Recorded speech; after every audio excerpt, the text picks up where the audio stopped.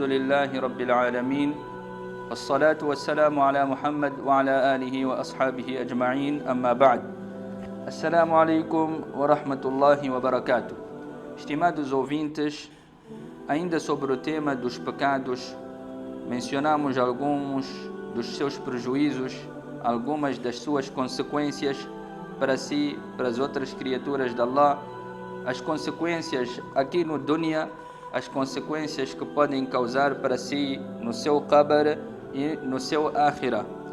Quero hoje, inshallah, entrar em pequenos detalhes.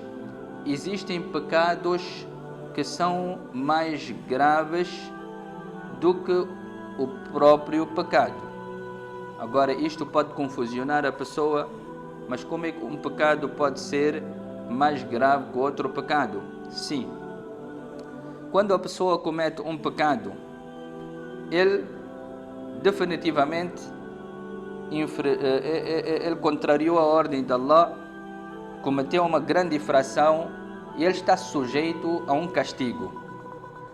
Mas quando este pecado é associado com um outro pecado, então as chances desta pessoa ser perdoada tornam-se muito pequenas. A pessoa cometeu um pecado, existe chance dele ser perdoado. Mas se ele associar o mesmo pecado com outro pecado, as chances dele de ser perdoado tornam-se mínimas, tornam-se muito pequenas. Então existem alguns desses pecados que eu gostaria de colocar. Número 1 é israr. O que significa israr? Persistência. Conforme diz, kabiratun wahida yakunu al-afwa arja alayhi min saghiratin yusarru alayhi. Que a pessoa pode cometer um grande pecado, mas ele cometeu uma única vez. Existe mais esperanças de Allah perdoar esse pecado grande, mas que ele cometeu uma vez, do que alguém que comete muitos pecados pequenos, mas com continuação, com continuidade e persistência. Ele está sempre a cometer aquele pecado pequeno. A pessoa pode dizer que é pequeno, mas ele está a fazer constantemente. Por isso que eu disse, há um pecado que faz o pecado tornar-se mais grave ainda. E este é o israr. É a pessoa sempre continuar persistente no pecado. Não quer largar aquilo, não quer afastar. Segunda coisa, istisghar. O que significa istisghar? É a pessoa julgar o pecado pequeno. Ele fez um pecado, e eu já tinha dito na aula anterior, o mu'min julga aquilo como uma montanha. Mas a pessoa se disser que não, isto não é nada, não fiz nada de mal, então isto é pequeno.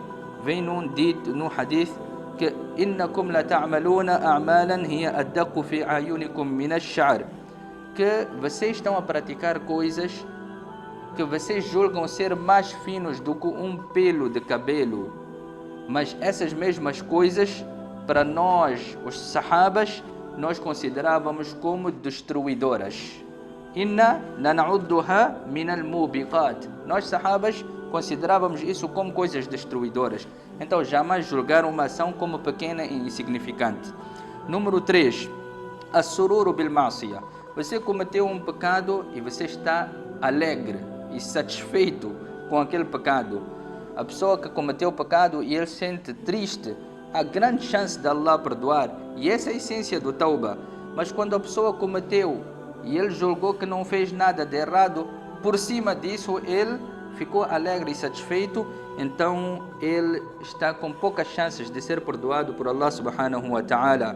Número 4, al-mujahara. O que significa mujahara? Exibição. Vem no hadith do profeta sallallahu alaihi wasallam que a pessoa comete um pecado durante a noite e Allah subhanahu wa ta'ala oculta aquele pecado. Ele cometeu, ninguém sabe. Mas quando ele acorda, summa yusbihu, ele acorda e começa a dizer às pessoas: amiltu al-barihata kadha wa kadha wa qad satarahu Allahu alayhi. Com ontem à noite você não está a ver, ontem à noite eu cometi isto e isto, e eu estive com isto e aquela. E ele começa a revelar os seus pecados. Enquanto que Allah subhanahu wa ta'ala já havia ocultado e tinha aberto uma oportunidade desta pessoa ser perdoado.